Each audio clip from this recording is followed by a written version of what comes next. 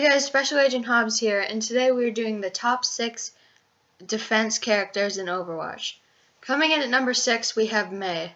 Now, I really like Mei, and on this list, these were like really like super small reasons. Like, these were really close. Like, if Mei did like 1% more damage, she might be in number 1.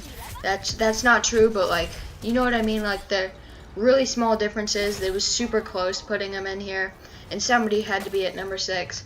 I really like Mei, but I'm not very good at her. I'm good at putting up the ice walls and doing all that stuff, but another reason I put her here is because going against her is super annoying. But there is some counters to her, but not many, and not ones that I'm particularly good at playing. And Mei she's just really good. She can freeze people. She reminds me a lot of the TF2 Pyro, because her icicle is kind of like the scorch shot, and except doesn't set people on fire. And she's kind of like a flamethrower, but if you have it on her, it freezes her a lot. And the ice wall can cut off like main points of a control point, like here, or a payload. It can completely stop the payload. And she can freeze herself to freeze people. I mean, she can completely freeze herself to heal health. And what's a good combo is to have your ice wall ready when you're freezing yourself, because enemies will just camp there, wait till you come out. So you should immediately put up your ice wall. And her ultimate is very good. It's pretty good for the team too, because it freezes everybody in a certain radius and just lets them all kill him, and might give you time to stop the payload or push the payload or stuff like that. So yeah, coming in at number 6 is Mei. Coming in at number 5 is Widowmaker. Now, Widowmaker is the sniper. She's an all-around good sniper, but one thing that really classifies her other than snipers in other video games like TF2, that sniper, she has an assault. I just realized that the sniper in that game has an SMG, but her assault rifle does a pretty decent amount of damage. It's pretty much a toned down version of Soldier 76's gun, except it doesn't feel like it because it's not very accurate. It's just kind of like, oh shoot, they're right there, just spray and hopefully get a kill. And it does do enough damage. It doesn't do a whole lot, but she has a grappling hook to get to high spots, so she can just snipe everywhere or can just get out of sticky situations. She also has her mines, which usually don't kill, but they will tell you when somebody's like coming up the stairs near to your sniping spot or stuff like that, or just to pick people off on the control point. And yeah, so when she's aimed in, she does a whole lot more damage, but when you charge it up, she does a ton of damage, just like a sniper would, and does double with headshots, which will mostly always be an insta-kill, and is really good. She's just like the perfect sniper, and I really love how her assault rifle transforms into a sniper. And yeah, so coming in at number 5 is Widowmaker.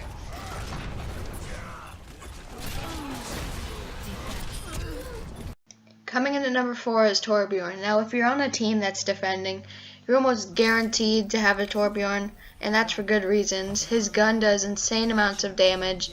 It does a lot. Like, his single fire is really good for like picking off people. It does have an arc though, but that's actually pretty good for getting around things. His shotgun, actually, I know this is kind of I'm probably over exaggerating this, but it feels like it does more than Reaper's, which I know it doesn't, but it certainly feels like it for me. Especially when you have Molten Core. And we didn't even talk about the fact that he's Torbjorn. He can build a sentry, which is his main ability, and he just I like Torbjorn because once he builds a sentry, you don't really have to like baby it like in TF2. You can kind of just go other places because the sentry can hold itself and your teammates will help it out. And I don't know, Torbjorn can definitely put up a fight. by himself, really good, and he can put up armor pack, so he pretty much has more health. And his shotgun just does, I don't know, it just does so much damage. In Molten Core, it can pretty much take out a tank in 3 shots, probably less than that. I know I can do 3 shots with the alternate fire. But yeah, so Torbjorn, I also love his personality and how they did his personality. He's Swedish, yeah. He's not from Finland. He's Swedish, yeah. And his skins, I love his pirate skin. I don't have it, but yeah, I really love his pirate skin. And I didn't really talk about the other skins for the heroes, but that's just because I really like Torbjorn's skin. And Torbjorn is just pretty much a person you have to have on every defensive team. And me and my friend, we were defending, and we all went Torbjorn, and we won the game. And they didn't even get to cap control point A. And it was hilarious. But coming in at number 4 is Torbjorn. Coming in at number 3 is Junkrat. Now, I didn't really play Junkrat too much until a little while ago when I just started playing Junkrat, and he's not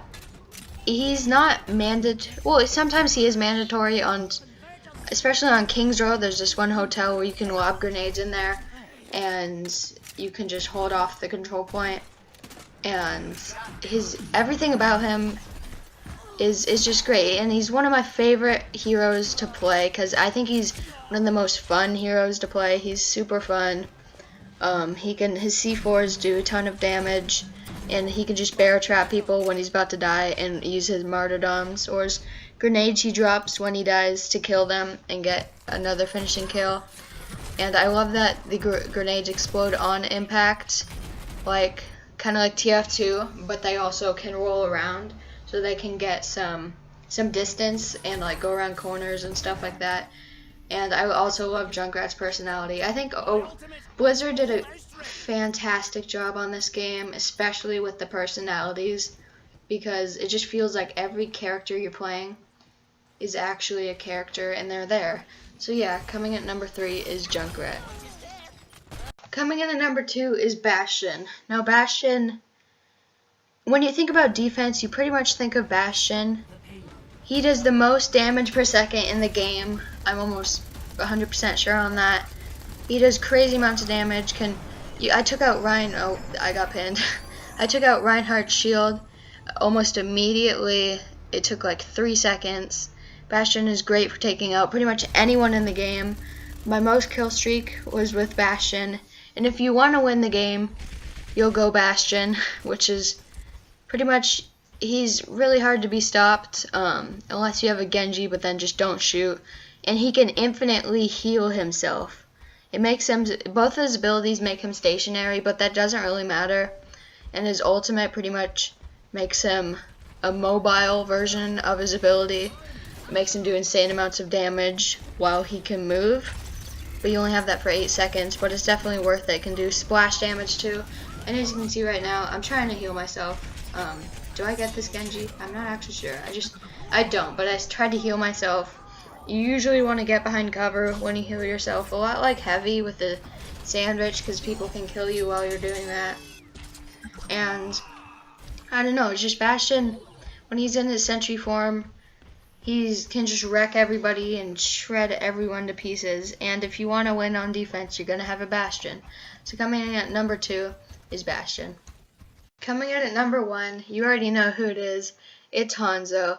Hanzo he's amazing. I put him at number 1 because he's super fun to play, in my opinion. His passive is climbing walls. I forgot to kind of mention the other defense characters' passive. I think only one had another passive, which was Junkrat. I'm probably totally wrong on that, and I did mention Junkrat's. Let's get on to Hanzo, though. He has infinite ammo on his bow. His bow does a ton of damage to the chest. It does a lot of damage, and when he does a headshot, it does double what you want to be landing those headshots for an almost insta-kill on every character. His ultimate you can hear from a mile away, and it just makes your whole team spread out. It can get insane amounts of kills, team killer, all that stuff, but if you don't get kills with it and you shoot it at a control point and there are people on the control point, you'll either guarantee to kill, which you aren't always, but people will spread out of the control point because it does move kind of slow, but it does give your team some time to go get in there because they did jump off the payload or the control point or payload, either one. And his abilities are pretty much scatter shot, which it's pretty much you shoot it at a person's feet and they're dead, or you can shoot it around a corner to get some damage on people inside a house, which it does a lot of damage. If every single one hits, like at their feet, it's almost guaranteed to kill, especially on tanks like Roadhog. I think it does guarantee him a kill if every single one lands. His ultimate, I already talked about it, but you can see there's just double ultimate right there. His other ability is something where you shoot and it can see through walls. It's pretty much just like a mini Widowmaker's ultimate, which is why people like Hanzo better than Widowmaker, because Widowmaker's ultimate just took out that tracer, which is pretty hard to do. I'm not saying I'm good, but they were really hard to do because it blinks around. I got lucky on that shot. Yeah, so his Hanzo's ability is where you can shoot an arrow and it unveils, or you can see through walls pretty much everybody that arrow is around, which is pretty much a mini Widowmaker, which is why people like Hanzo better, because his ability is Widowmaker's ultimate, just a toned down version, but it recharges, and he can climb walls to get to spots. I know I already mentioned that, but he's so fun to play, and he's so perfect, and he's just great, and that's why he comes in at #1. I hope you guys enjoyed this video. I'm going to be making one more of these for all the classes of Overwatch, because I've already done 3 classes, and I will be working on it today, but don't expect it to go up today. It might though, if there's a miracle. And so yeah, so that's offense, and hopefully there'll be a lot more videos in better quality because I got a TV, which means more videos. And I also got Inferno control freaks for my Xbox controller right here. They feel so good, so expect better gameplay because I guess it'll be better, but they feel so good. I also got a mic, which I explained in my other video, which the audio is definitely better right now, and I just really like this mic. It's a Samsung Meteor mic, which I really like, and it looks amazing. And yeah, so I hope you guys enjoyed, and see you in the next video. Stay tuned for more.